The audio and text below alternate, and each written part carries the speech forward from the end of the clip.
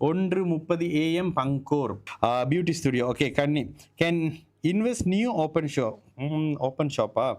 I'm from சித்தியாவான் பேரா. சரி 13 நீங்கள் இந்த கேள்வி கேட்கறதுக்கு சுக்கிரன் பலமாக இருக்கணும். ஆனால் இன்வெஸ்ட்மெண்ட் பண்ணுறன்னும் போது நீங்கள் கன்னியாக இருக்கும் போது நீங்கள் கொஞ்சம் கவனமாக இருங்கன்னு சொல்லுவேன். 13:05 ஏன்னா கன்னிராசிக்கு அடுத்த அஷ்டம சனி வரப்போகுது. தயவு செஞ்சு கன்னிராசிக்காரங்க, அன்றைக்கி ஒரு போன லைவில் சொன்னேன், அன்றைக்கி ஒரு சிம்மராசிக்காரர் கடுமையான இழப்பு 10 மில்லியன் அப்படின்றாரு, ஈஸியாக சொல்கிறாரு. ஆனால் வெளியில் வந்துருவோன்னா மீண்டு வர முடியுமான்ற மாதிரி கேள்வி கேட்டார்.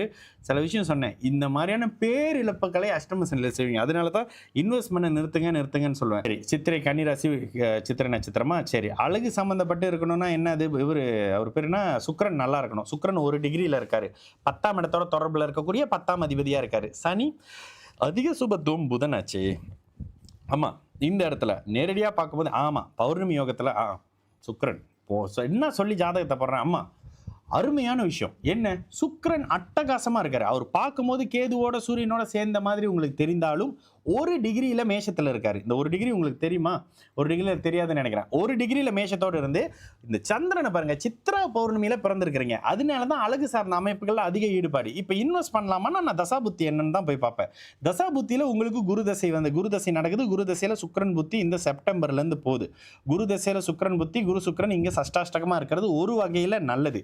குரு உங்களுக்கு விரையாதிபதி, குரு உங்களுக்கு 12ஆம் அதிபதி. குரு உங்களுக்கு ஒரு மாதிரியான அமைப்புகள்னாலும் 12ஆம் வீட்டுக்கு இதெல்லாம் பாருங்க, 12ஆம் வீட்டுக்கு 12ல் மறைஞ்சு அவர் 3ஆம் இடத்தினுடைய முயற்சி ஸ்தானத்தில் இருக்காரு. ஆனால் அஷ்டம சனி லேசாக ஒரு மாதிரியான விஷயங்களை பண்ணாலும் இந்த பௌர்ணமி அமைப்புக்கு சந்திரன் கெடாத அமைப்புக்கு இவர் எங்கே இருக்கிறாரு? ஆமாம் இந்த இடத்துல சந்திரன் கெடாத நிலையில் இருக்கக்கூடிய இந்த காரணத்தினாலமா அழகு சார்ந்த துறையில் இன்வெஸ்ட் பண்ணுங்க. பார்ட்னர்ஷிப் வச்சுக்காதீங்க. கொஞ்சம் டஃப்பாக இருக்கும். அஷ்டம சனிலாம் அப்படி ஈஸியாக கடந்து வர்ற விஷயம் இல்லை. நல்லா இருக்கும்னு நான் அஷ்டம சனி சொல்ல மாட்டேன். ஆனால் நடந்து வர்ற எல்லாருக்கும் ஒருத்தருக்கு பாம்பு கடிச்சிருச்சிங்க, ஒருத்தருக்கு தேல் கடிச்சிருச்சிங்கன்னும் போது உங்களுக்கு எறும்பு கடிச்சிருச்சிங்க, இவரை நம்பி பணத்தை கொடுத்துட்டாங்க, அவரை கொண்டு நம்பி பணத்தை கொடுத்துட்டாங்க அப்படின்ற மாதிரி இருக்கும். ஆனால் இன்வெஸ்ட் பண்ணலாம்.